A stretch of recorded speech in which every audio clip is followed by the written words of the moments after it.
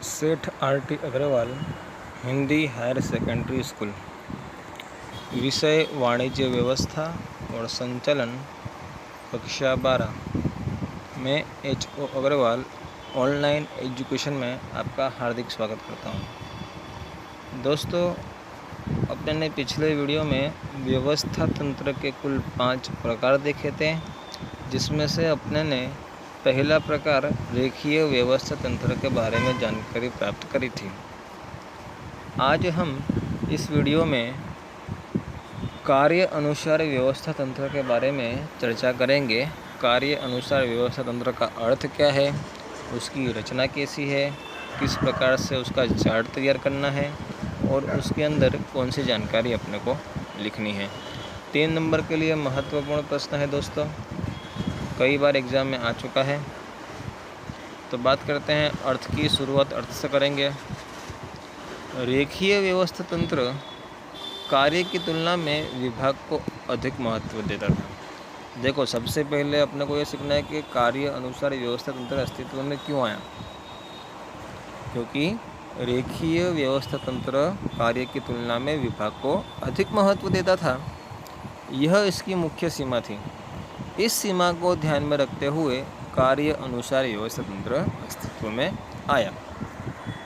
रेखीय व्यवस्था तंत्र में विशिष्टीकरण का अभाव देखने को मिलता था, क्योंकि कार्य के स्थान पर विभाग को अधिक महत्व दिया जाता था। रेखीय व्यवस्था तंत्र के अनुसार इकाई के एक विभाग के अधिकारी और कर्मचारी को अनेक प्रकार के कार्य करने पड़ते थे और स्वाभाविक है कि ये अधिकारी और कर्मचारी प्रत्येक कार्य में विशेषज्ञ नहीं हो सकते। इसलिए ऐसे व्यवस्था तंत्र की रचना की गई जिसमें विशिष्ट ज्ञान वाले विशेषज्ञ व्यक्ति को इकाई के निश्चित कार्य का दायित्व सौंपा जाता है, जैसे कार्य अनुसार व्यवस्था तंत्र कहते हैं। शॉर्ट में अपने व्याख्या कही जाए तो जिस व्यवस्था तंत्र में अधिकार और दायित्व का विभाजन विभाग के अनुसार नहीं परंतु कार्य के अनुसार होता हो, ऐसे व्यवस्था तंत्र को हम कार्य अनुसार व्यवस्था तंत्र कहते हैं। जैसे कर्मचारी संचालन विभाग का अधिकारी कर्मचारियों की भर्ती, स्थानांतरण और पदोन्नति आदि कार्य संभाल लेता है। तो अर्थात दोस्तों के रेखीय व्यवस्था तंत्र की सीमा थी, जैसे कि विशिष्टीकरण का अभाव, कार्य को महत्व नहीं देना। इन सब सीमाओं को ध्यान में रखते हुए कार्य अनुसार व्यवस्था तंत्र अस्तित्व में आया और जिस व्यवस्था तंत्र में अधिकार और दायित्व का विभाजन कार्य के अनुसार होता हो, उसे हम कार्य अनुसार व्यवस्था तंत्र के नाम से जानते हैं। रेखीय व्यवस्था तंत्र में क्या था दोस्तों कि मान लो कि क्रय विभाग था, तो क्रय विभाग के अंदर उत्पादन विभाग था, तो उत्पादन विभाग के अंदर खरीदने का काम भी एक ही व्यक्ति करता था, वस्तु का उत्पादन करने का काम भी वही विभाग को करना पड़ता था। अन्य कुछ काम करना होता था तो इस विभाग के अधिकारियों को ही करना पड़ता था। उसमें विशेषज्ञ का अभाव देखने को मिलता था, क्योंकि एक ही व्यक्ति सभी कार्य में निपुण नहीं हो सकता, सभी काम नहीं कर सकता। इसलिए इसे ध्यान में रखते हुए कार्य अनुसार व्यवस्था तंत्र में अस्तित्व में आया कि जिससे विशिष्ट ज्ञान वाला विशेषज्ञ व्यक्ति कोई निश्चित कार्य का दायित्व उसे सौंप दिया जाता है। आइए बात करते हैं किस प्रकार से रचना होगी कार्य अनुसार व्यवस्था तंत्र की। तो कार्य अनुसार व्यवस्था तंत्र में श्रम विभाजन और विशिष्टीकरण को विशेष स्थान दिया जाता है। इसमें अधिकारी और दायित्व विभाग के अनुसार देने के स्थान पर कार्य अनुसार दिया जाता है। इन प्रत्येक कार्यों के लिए अलग अलग विशेषज्ञों की नियुक्ति की जाती है। ये विशेषज्ञ मात्र सलाहकार नहीं होते हैं, बल्कि अपने कार्य के प्रबंधकीय अधिकारी भी होते हैं, जो उनको सौंपे गए कार्य के लिए संपूर्ण रूप से उत्तरदायी होते हैं। जैसे क्रय अधिकारी इकाई के सभी प्रकार के क्रय के कार्य के लिए उत्तरदायी होता है। अब बात करते हैं कार्य अनुसार व्यवस्था तंत्र की किस प्रकार से रचना अपने करेंगे। कार्य अनुसार व्यवस्था तंत्र में सर्वोच्च स्थान पर मुख्य अधिकारी होता है। मुख्य अधिकारी दो विभाग तैयार करता है, एक प्रबंध विभाग और कारखाना विभाग।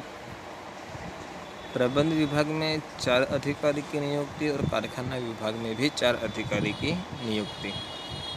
प्रबंध विभाग में सूचना अधिकारी, अनुशासन अधिकारी, हिसाबी अधिकारी और मार्गदर्शन अधिकारी। कारखाना विभाग में समूह अधिकारी, गति अधिकारी, गुणवत्ता नियंत्रण अधिकारी, मरम्मत कार्य के इंजीनियर। इस प्रकार से 4 अधिकारी की नियुक्ति दोनों विभागों में अपने को कर देनी है दोस्तों। और उसके नीचे जैसे कि दर्शाया गया है स्क्रीन पर, कर्मचारी और श्रमिक। प्रबंध विभाग के नीचे कर्मचारी और कारखाना विभाग के नीचे श्रमिक। फिर देखो कुछ एरो दिए गए हैं। ये एरो क्या दर्शाते हैं कि कोई भी अधिकारी किसी भी अधिकारी के नीचे काम करने वाले कर्मचारी या श्रमिकों को आदेश दे सकते हैं। जैसे कि पहला एरो है तो सूचना अधिकारी है, वो कर्मचारी को भी आदेश दे सकता है और श्रमिक को भी आदेश दे सकता है। इसीलिए कैसा एरो बना है, कर्मचारी के ऊपर एक एरो है और दूसरा एरो देखो सूचना अधिकारी वाला श्रमिक के ऊपर जा रहा है। फिर इसी प्रकार अनुशासन अधिकारी, वो कर्मचारी को भी आदेश दे सकता है। पहला एरो कर्मचारी के ऊपर है अनुशासन अधिकारी का और दूसरा एरो श्रमिक के ऊपर है। फिर इसी प्रकार हिसाबी अधिकारी भी कर्मचारी को श्रमिक को दोनों को आदेश दे सकता है। मार्गदर्शन अधिकारी भी इसी प्रकार कर्मचारी और श्रमिक को आदेश देगा। समूह अधिकारी है वो भी इसी प्रकार से कर्मचारी को भी आदेश दे सकता है, श्रमिक को भी आदेश दे सकता है। गति अधिकारी वो भी श्रमिक को और कर्मचारी को आदेश देगा। गुणवत्ता नियंत्रण अधिकारी है वो भी श्रमिक को और कर्मचारी को आदेश देगा। और मरम्मत कार्य के जो इंजीनियर है वो भी श्रमिक को और कर्मचारी को आदेश दे सकते हैं। अर्थात कोई भी अधिकारी किसी भी विभाग के श्रमिक या कर्मचारी को आदेश दे सकता है।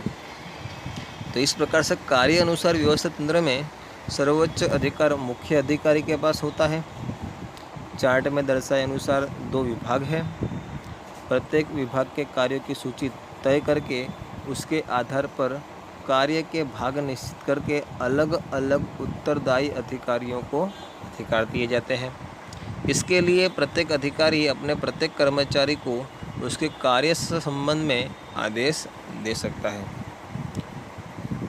इस प्रकार के व्यवस्था तंत्र की रचना करते समय विशेष रूप से इस बात का ध्यान रखना चाहिए कि कोई भी कार्य सौंपे बिना न रह जाए और कोई भी कार्य दोहराया न जाए। इस वस्तु को खास ध्यान में रखना है कि क्या ध्यान में रखना है रचना करते समय कि कोई भी कार्य सौंपे बिना न रह जाए और कोई भी कार्य दोहराया न जाए।